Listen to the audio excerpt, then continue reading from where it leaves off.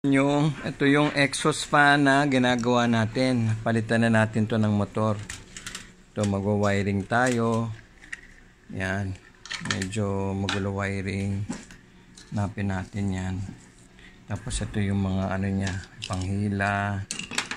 Capacitor. Yan. Bubuuin na natin. Linis na rin naman yung ano niya, mga plastic. Tsaka itong casing. Ayos na yan. Buuin na to. Binubuo na natin tong exhaust fan. Kaya lang hindi siya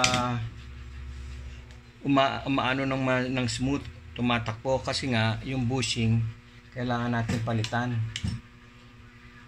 Ito yung bushing niya, may pahaba neck type. Kalawang na, gasgas na. So napalitan na natin. Kaya lang nahirapan tayo dahil hindi siya screw type o yung hinge, kundi yung rivet. So nagre-rivet tayo ngayon. Pinalaki pa natin yung butas, walang kasyang rivet. So, ngayon ganito ang pag-rivet niya.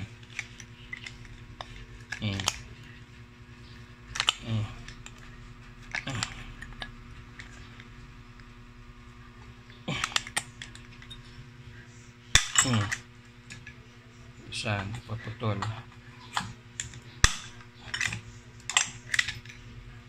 Yan. Okay. Ganyan ang pag-rivet niyan. Paano? Testingin na natin to. Ready? Oh. Exhaust yan. Oh, yung papasok naman, fresh air. Lakas ng blower, ayos yan. Pati yung sa likod, magandang niyan, mechanism. Yan. Blower. Lakas. Yan. Ayos yan. Kakabit na natin sa wall. Yan na, nakakabit na sa wall. Testing yun na. Number 1 ay exhaust. Ang lakas. Yung intake. Lakas. Kakabit na lang natin itong takip para okay na. Paano? Fantastic Man strikes again.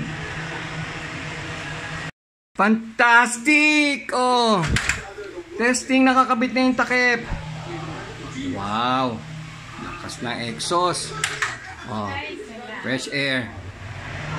Paano? Talagang totoong Fantastic Man strikes again!